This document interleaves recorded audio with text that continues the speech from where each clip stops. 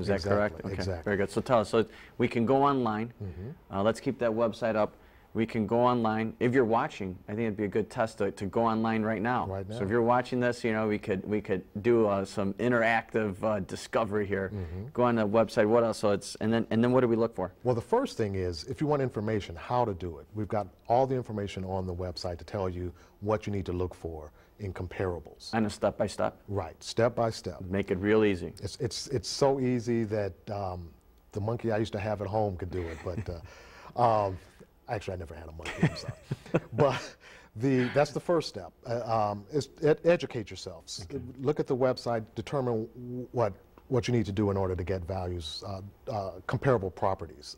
Find out whether those properties have lower values. If you find that there are properties that have lower values than yours and they're similar to yours, then you can either file online, which is what we really recommend you do. It's quick, it's easy, you just put in the information, it walks you through, and you put in your email address, and then it sends you a receipt number. Or you can file the old-fashioned way, come down to our office or mail in an appeal, and that's it. If the taxpayer doesn't like the answer they get from us, they can contact our taxpayer's advocate, who will talk to them individually, and they can file what's called a re-review to have someone else look for that. How much time do we have?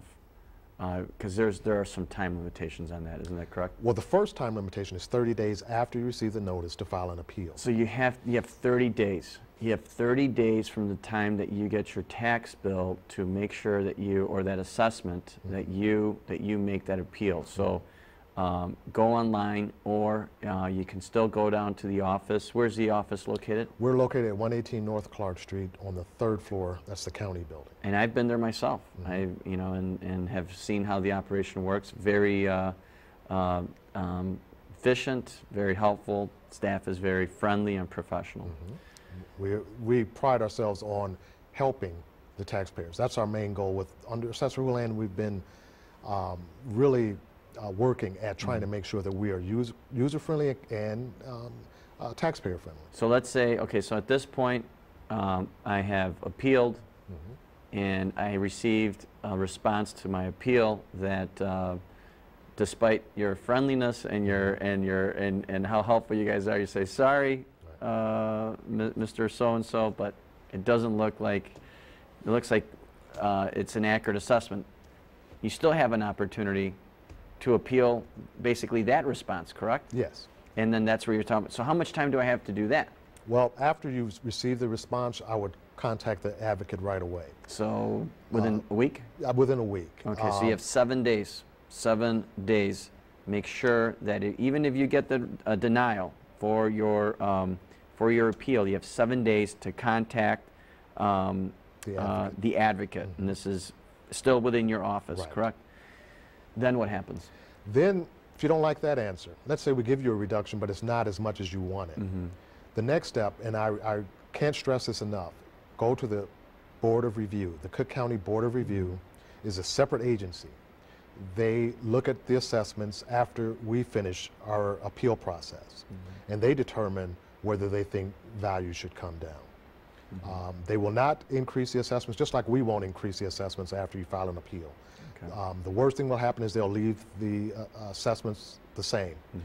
But it's very worth the taxpayer's time to file an appeal with the Board of Review. And it's free, correct? Yes, it's free. You're not charged for that. Right. You don't have to hire a lawyer either, correct? Correct. I mean, it's something that you can really do on your own. Right. So please, folks, don't be afraid. I mean, I know sometimes that people receive the notices and, you know, they're afraid that if they appeal it, that it may result in a higher assessment. You just heard it here. It's not going to result in a higher assessment. If worst case scenario is that you're going to be told, you know, the assessment's going to stay as is, or better yet, you know, the agency found that the assessment should be lowered. So take advantage of that. You know, I would also say, I would also recommend to contact your local alderman. Many aldermanic offices work with your office and host a number of workshops, community workshops. I would also recommend that you contact your alderman's office. If you don't know who your alderman is, you can call 311, give the operator your address, and the operator will direct you to your local alderman.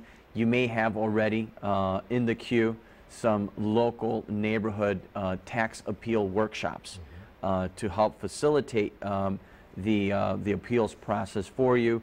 I know that you typically have staff, Dana, that you provide in these workshops to also not only explain the process, but also actually help fill out these applications to make it very, very simple. Right. We have a number, as you mentioned, a number of outreaches, and we take the appeals right there. If people are ready to file an appeal that night, we'll take them in and file them the next day.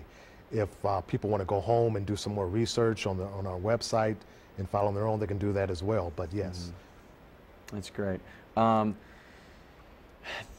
Property tax exemptions, you made reference to that already. There are several. It's not, you just don't have the homeowner's exemption. Right. But I have also found, to your point, that many residents bypass that section of the tax bill.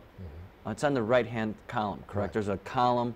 So if you get your tax bill, and I wish we had one, but we don't, unfortunately, but if you get your tax bill, right on the right-hand column, you will see a list of exemptions, and each exemption will be listed. If you see a bunch of zeros on that column, it should raise a red flag. Exactly. Because typically, if it's a residence, you should be eligible for at least one, Right. which would be the homeowner's exemption.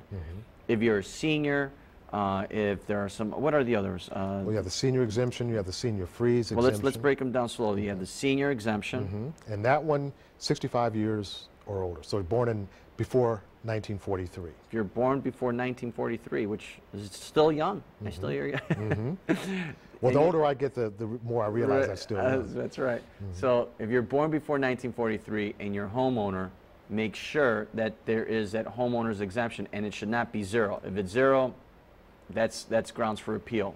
What's the next one? Then the senior freeze. Senior freeze. What's that? What that does is, if a senior citizen is 65 years, and if they make a household income of $55,000 or less, then what we do, we can freeze their equalized assessed value at the same amount each year. So if their taxes do increase, it'll just be a small amount.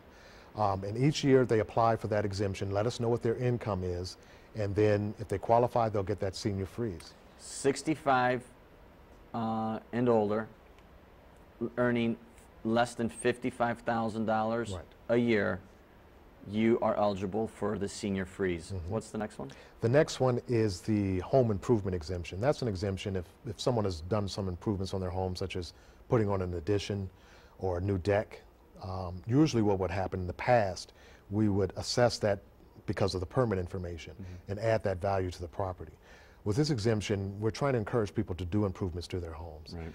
And they won't be taxed on those improvements for up to 4 years, as long as it's $75,000 or less in improvements. That's great. Now, these are only improvements that would improve the value, not something like a furnace or putting on windows. In addition, it's going to be an addition or decks, things like that that would add value to the property. very well.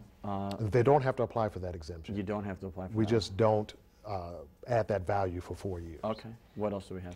Now, we have 4 new exemptions that have just started in 2007. If we could do it quickly, because I think they're telling me that we're going to have to wrap it up. Okay. soon. The first one is the long-term exemption.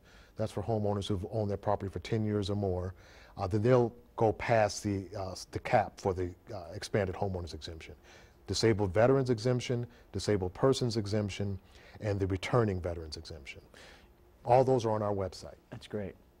For our men and women in uniform who are returning from the Middle East, please, this is a great program, and thank you for that. All of this information is also on the website. I don't know if we could put the website up. I think we're running out of time. We're about 1 minute left. Do we have time to put it up on the screen, please? That website's crucial. We've got to go up on, if we can put it up on the screen.